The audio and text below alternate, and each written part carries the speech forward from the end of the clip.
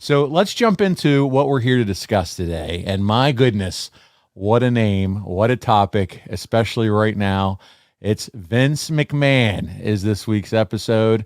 And we've talked about your first ever meeting with Vince, but I want you to share, you shared a little bit with it on that A&E documentary. That first day you pull up to Stanford.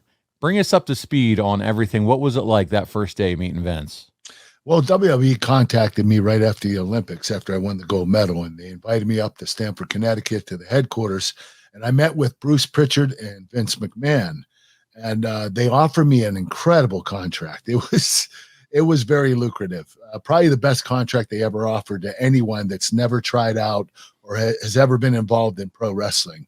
I didn't even watch it as a kid, and it was $500,000 a year for 10 years. To me as an Olympian, I made $35,000 winning the Olympic gold medal from the Olympic Committee. That's about it. That's about all the money I made in the Olympics, besides some endorsements I did, obviously. But, this was money I never saw before. And I was like, wow. But the thing was, I said, hey, I'm an Olympic gold medalist, so I can't lose. Yeah. I didn't understand the business. I didn't understand you put each other over, and that's how guys get more popular and you build each other up. I just thought, I'm a gold medalist. I haven't lost in years. I might as well stay undefeated in pro wrestling. And, they looked at each other, Bruce and Vince, and they said, okay, take the contract home and we'll get back to you. And, you could tell by Bruce's face, he was like, okay, this guy's freaking crazy, saying what I said.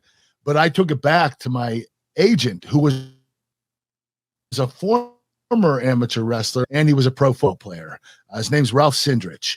And he said, you're not doing this crap. You're a real wrestler. Stick with the real wrestling. I'll get you something else. And so I passed it up. He threw it in the trash in his office, and that was it. So I ended up taking a sportscasting job in Pittsburgh for a year, and that didn't work out very well. So I love the clip. I saw you posted it on your social media, but it's where you're being interviewed and you're saying, if you're offered, what was it, like $3 million? $3 million for 3 years. Yeah. You were like, no, absolutely not. I'm a pro wrestler. No, I'm a real wrestler. I'm an wrestler. Yeah, real wrestler. Yeah. Oh, so good, man. So funny. So let's talk a little bit more, though, about Vince. What were your first impressions sitting down? You said him and Bruce were there. First impressions of Vince McMahon. Surprisingly, he was very normal.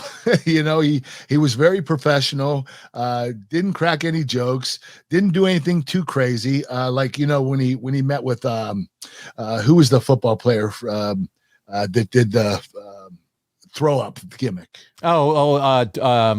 Darren Drozdov. Darren Drozdov. Yeah. When he met with him with puke. Yeah. He was like, you're going to puke. Yeah. You're going to puke.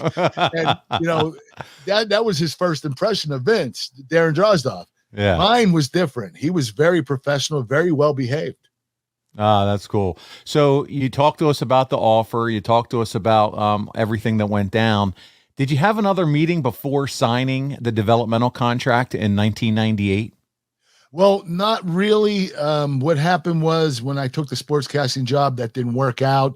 I started watching Raw on TV, and I really liked it. First time I ever watched it. I fell in love with Stone Cold Steve Austin, and I was like, I can do this. So I called those guys in mid-1998, and I talked to Jim Ross, and I said, hey, does that contract still stand for 1996? He said, nope, you're going to have to come up and try out. And you know what? I've always worked for everything I ever had, and it wasn't a surprise to me. I've always had to work for everything I've ever accomplished. So this was no different. I was going to have to work my way up the ladder. And the crazy thing is that contract that I got, the first contract, was $75,000 guarantee a year. That was unbelievable compared to $500,000. So, they started me out very humbly.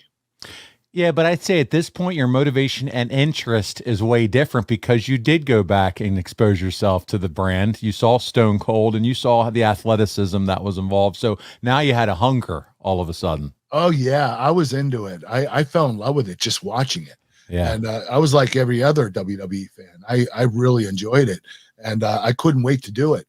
Yeah, no, that's so cool. So again, and I keep saying this because I just watched the documentary, but we saw video and clips of you and doing the training. You're in the Funkin' Dojo with Dory Funk Jr., Tom Pritchard, who I absolutely love. Dr. Tom was there, involved in a lot of the photos. Do you see or hear from Vince while you're training there? You know what?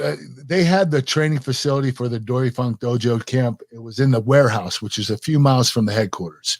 But at the headquarters, that's where the weightlifting gym was.